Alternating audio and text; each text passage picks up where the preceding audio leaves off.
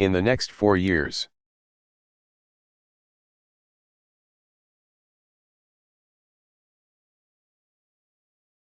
My administration will continue to build the coalitions that will defeat the dangers of our time.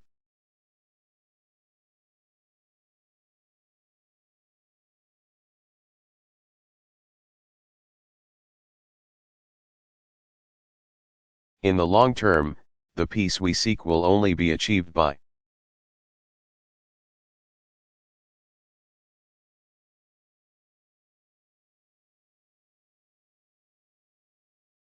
eliminating the conditions that feed radicalism and ideologies of murder.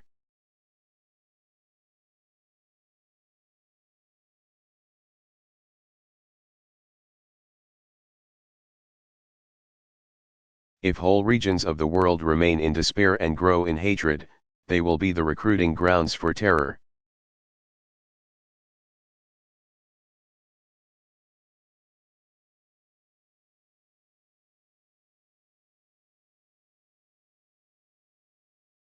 And that terror will stalk America and other free nations for decades.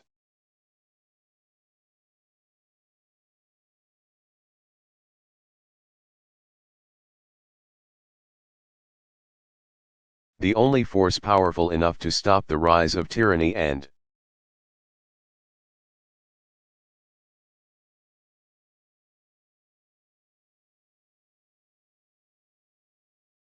terror and replace hatred with hope is the force of human freedom.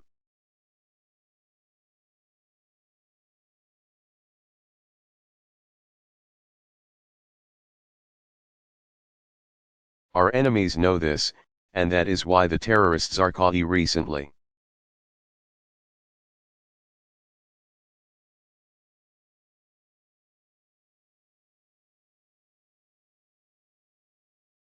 Declared war on what he called the evil principle of democracy.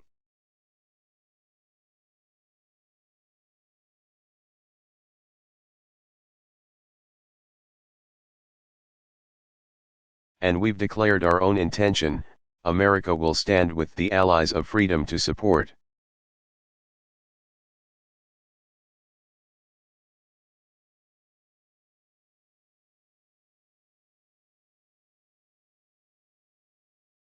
democratic movements in the Middle East and beyond, with the ultimate goal of ending tyranny in our world.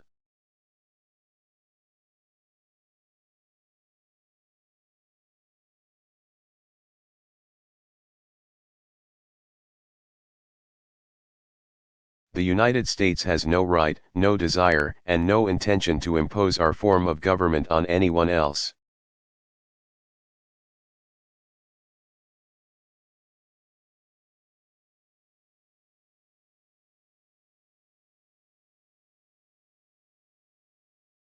That is one of the main differences between us and our enemies.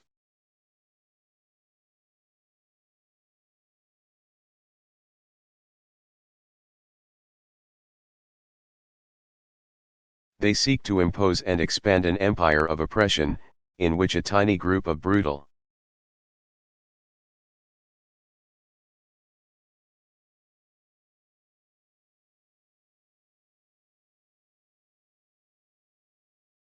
self-appointed rulers control every aspect of every life.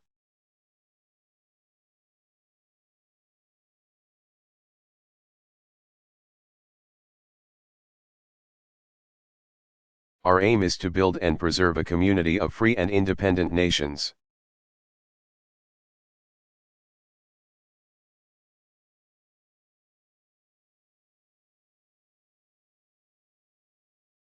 With governments that answer to their citizens and reflect their own cultures.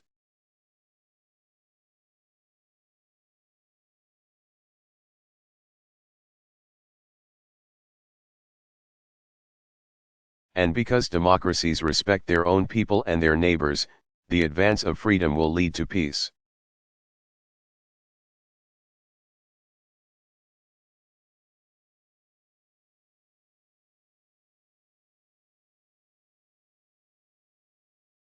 That advance has great momentum in our time, shown by women voting in Afghanistan, and Palestinians choosing a new direction.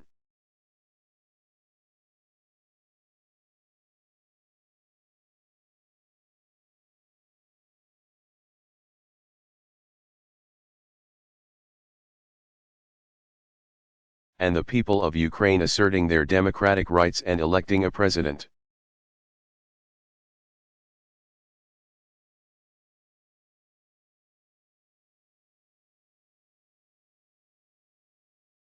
We are witnessing landmark events in the history of liberty.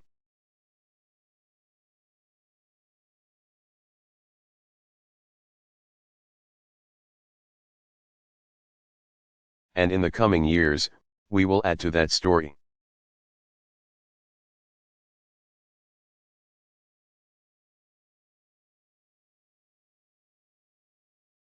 The beginnings of reform and democracy in the Palestinian territories are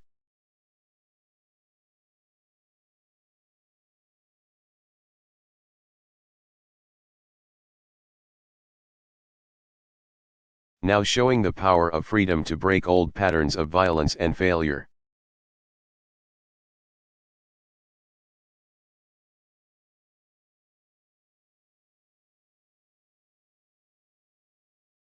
Tomorrow morning, Secretary of State Rice departs on a trip that will take her to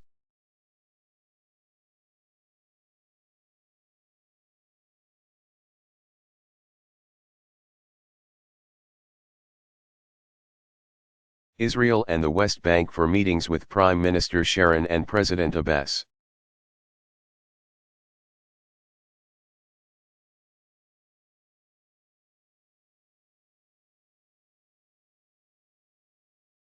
She will discuss with them how we and our friends can help the Palestinian people.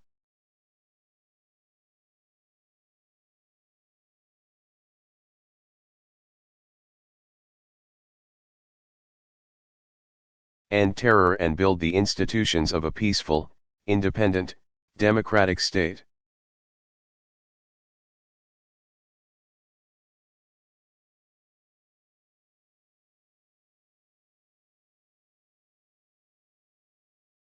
To promote this democracy, I will ask Congress for $350 million to support Palestinian political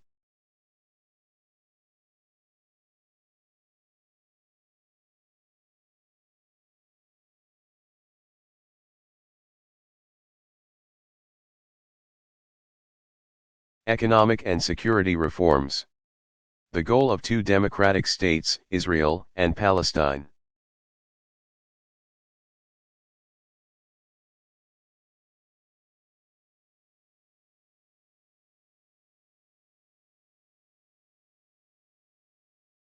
Living side by side in peace is within reach, and America will help them achieve that goal.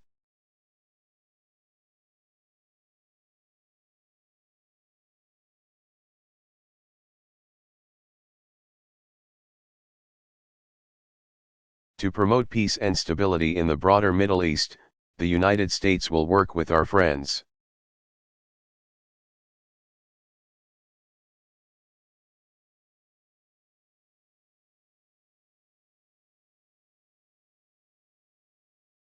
In the region to fight the common threat of terror, while we encourage a higher standard of freedom.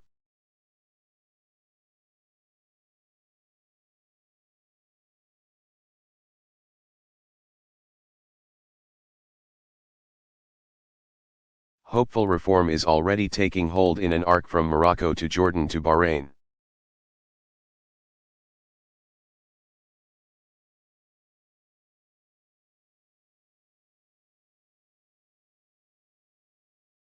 The government of Saudi Arabia can demonstrate its leadership in the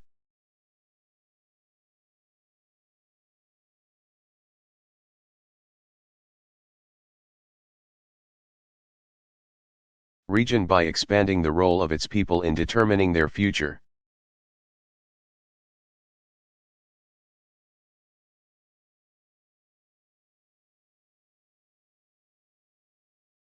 And the great and proud nation of Egypt, which showed the way toward peace in the Middle East.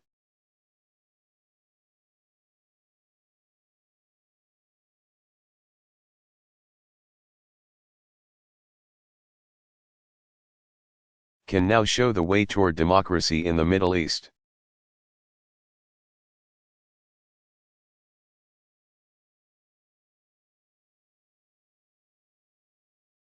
to promote peace in the broader Middle East.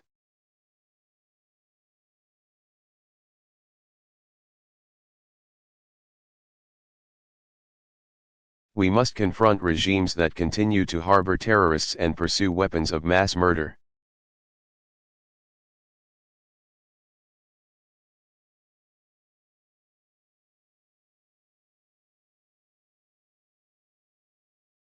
Syria still allows its territory and parts of Lebanon to be used by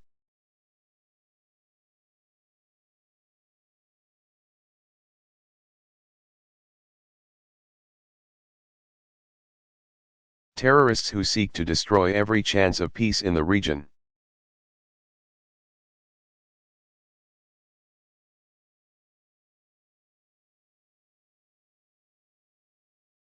You have passed, and we are applying, the Syrian Accountability Act.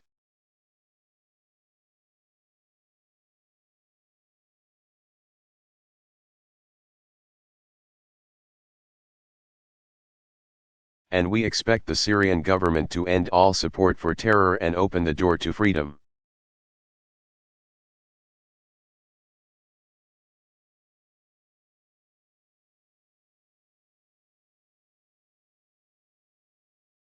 Today, Iran remains the world's primary state sponsor of terror pursuing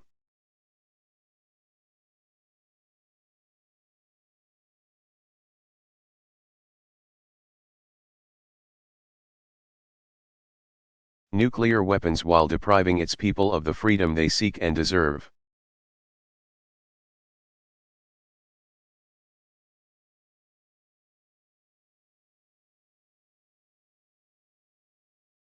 We are working with European allies to make clear to the Iranian regime that it must give up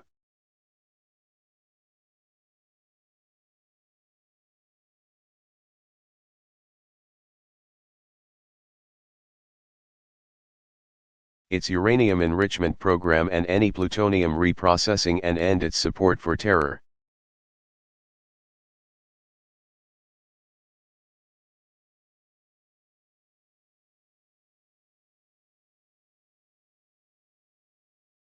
And to the Iranian people, I say tonight, as you stand for your own liberty, America stands with you.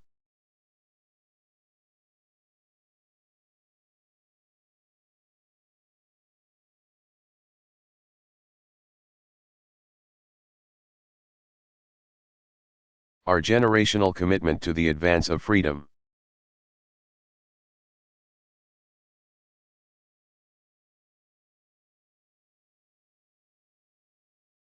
Especially in the Middle East, is now being tested and honored in Iraq.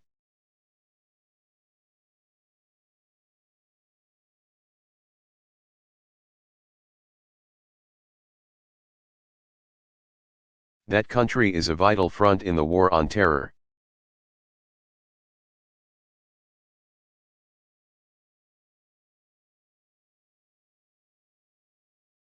Which is why the terrorists have chosen to make a stand there.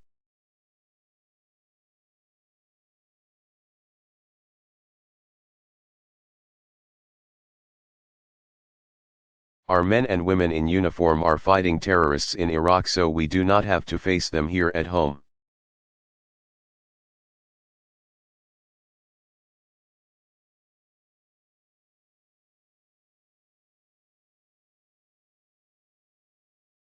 The victory of freedom in Iraq will strengthen a new ally in the war on terror.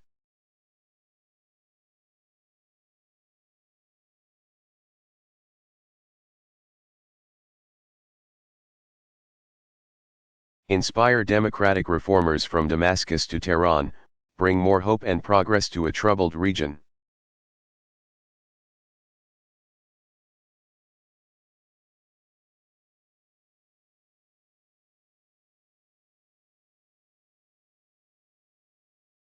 And thereby lift a terrible threat from the lives of our children and grandchildren.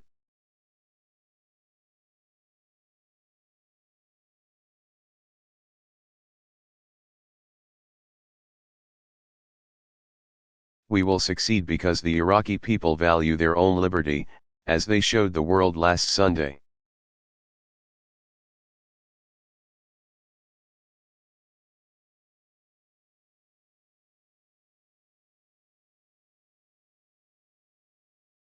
Across Iraq, often at great risk, millions of citizens went to the polls and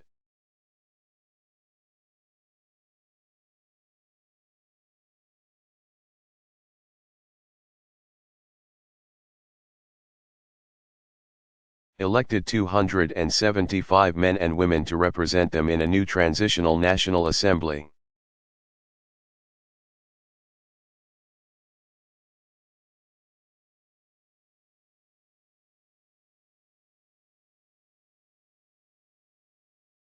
A young woman in Baghdad told of waking to the sound of mortar fire.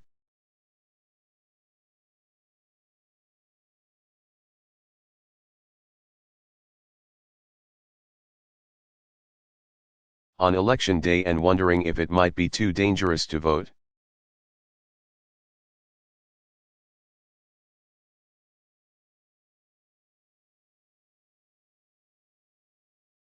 She said, hearing those explosions, it occurred to me.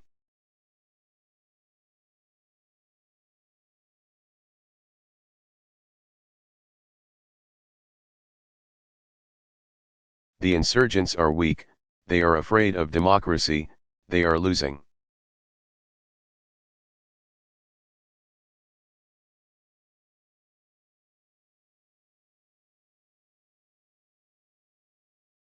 So I got my husband, and I got my parents, and we all came out and voted together.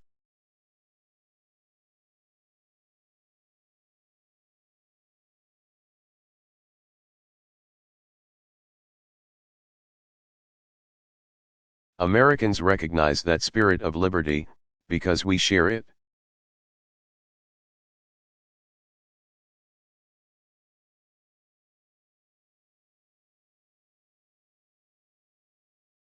In any nation, casting your vote is an act of civic responsibility.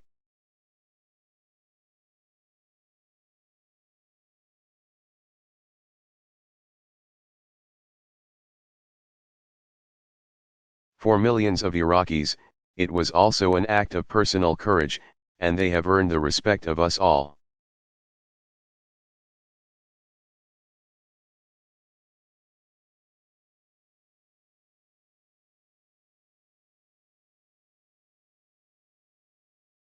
One of Iraq's leading democracy and human rights advocates is Safia Taleb al-Suhail.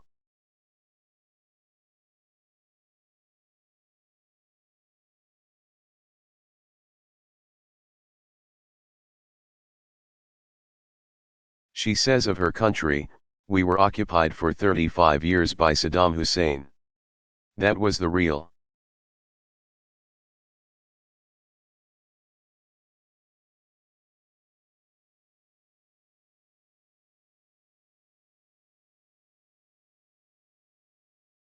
Occupation.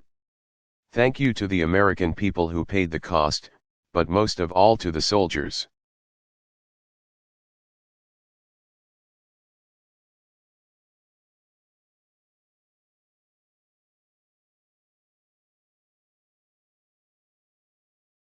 "11 years ago, Safia's father was assassinated by Saddam's intelligence service.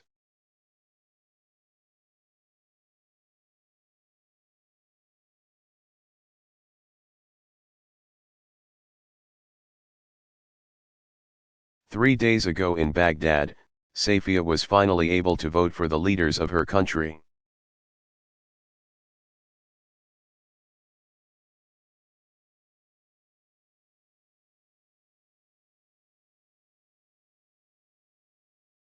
And we are honored that she is with us tonight.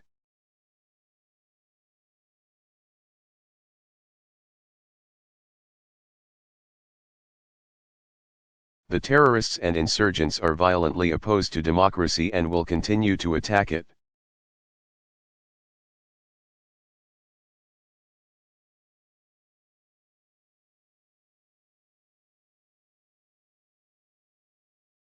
Yet the terrorists' most powerful myth is being destroyed.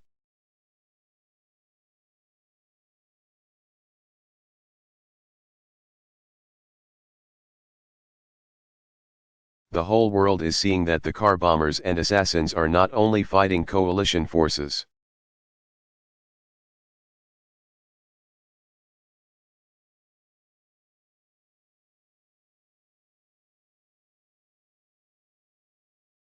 They are trying to destroy the hopes of Iraqis, expressed in free elections.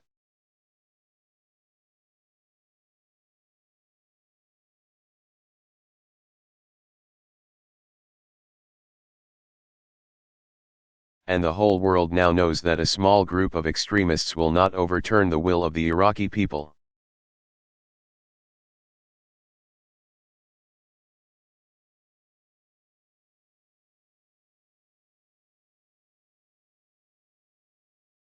We will succeed in Iraq because Iraqis are determined to.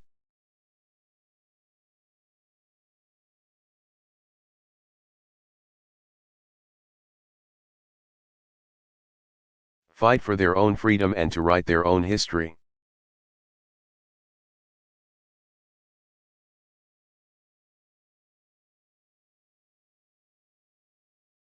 As Prime Minister Alawi said in his speech to Congress last September,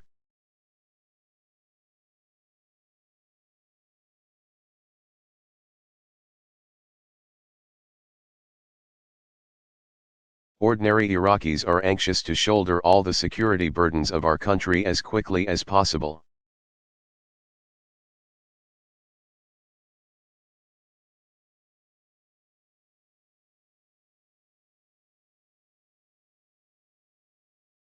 That is the natural desire of an independent nation, and it also is the stated mission of our coalition in Iraq.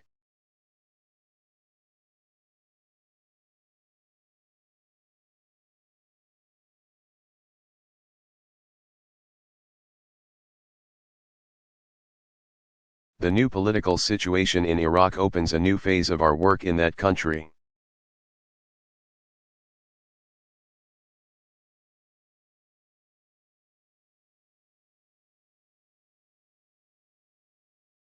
At the recommendation of our commanders on the ground and in consultation with the Iraqi government.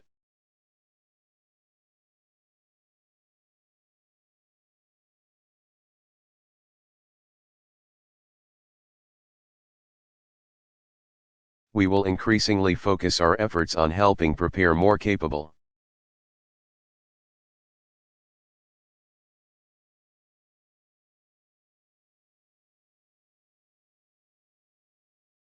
Iraqi security forces with skilled officers and an effective command structure.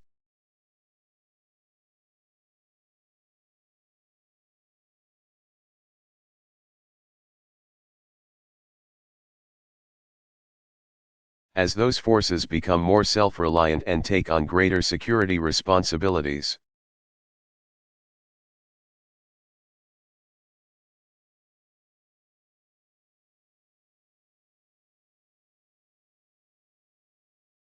America and its coalition partners will increasingly be in a supporting role.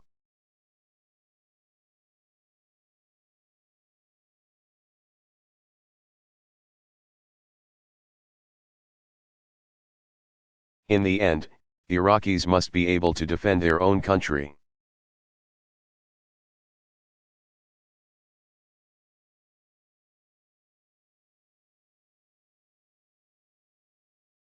And we will help that proud, new nation secure its liberty.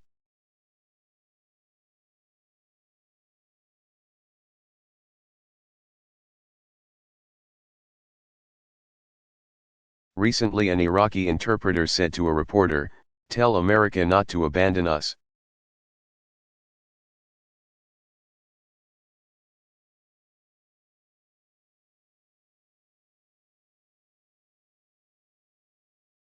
He and all Iraqis can be certain, while our military strategy is adapting to circumstances.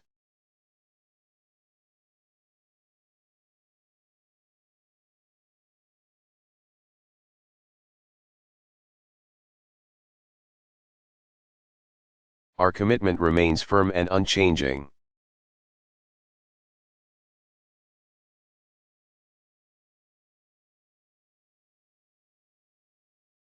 We are standing for the freedom of our Iraqi friends.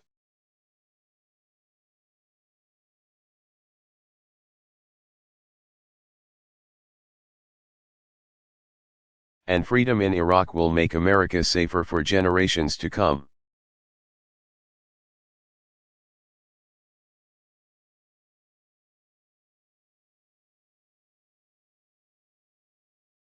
We will not set an artificial timetable for leaving Iraq.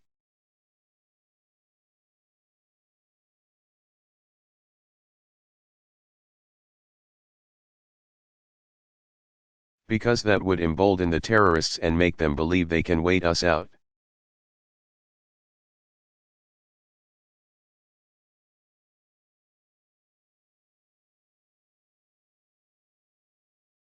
We are in Iraq to achieve a result, a country that is democratic.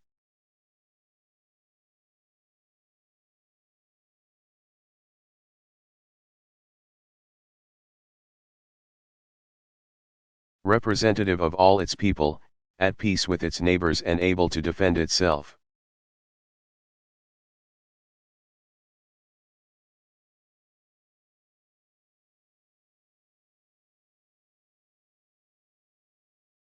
And when that result is achieved,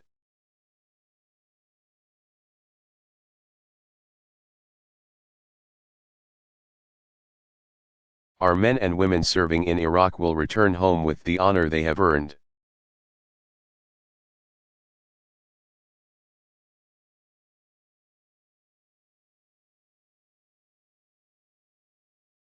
Right now, Americans in uniform are serving at posts across the world, often taking great risks on my orders.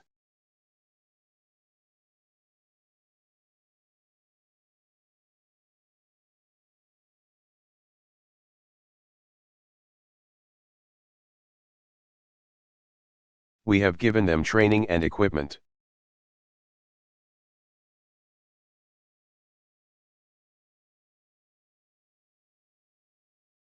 And they have given us an example of idealism and character that makes every American proud.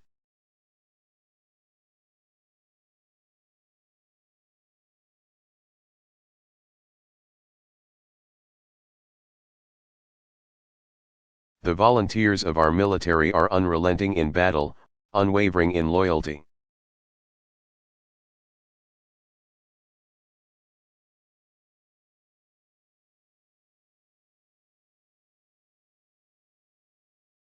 Unmatched in honor and decency, and every day they are making our nation more secure.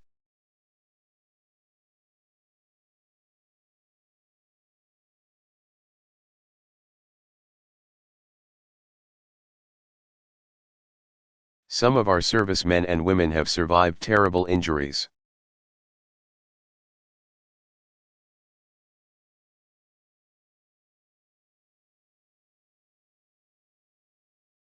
And this grateful nation will do everything we can to help them recover.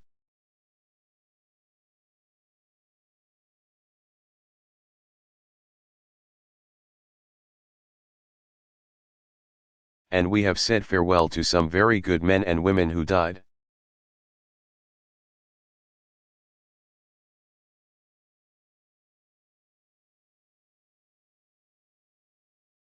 For our freedom and whose memory this nation will honor forever.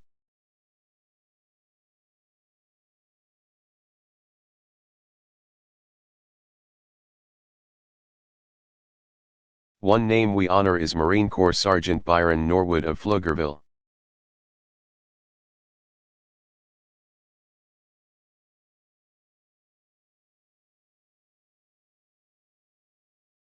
Texas, who was killed during the assault on Fallujah.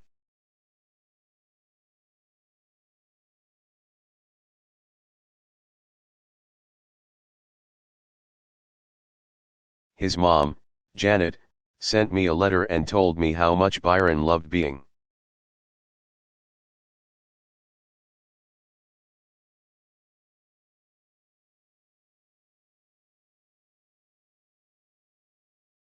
A Marine and how proud he was to be on the front line against terror.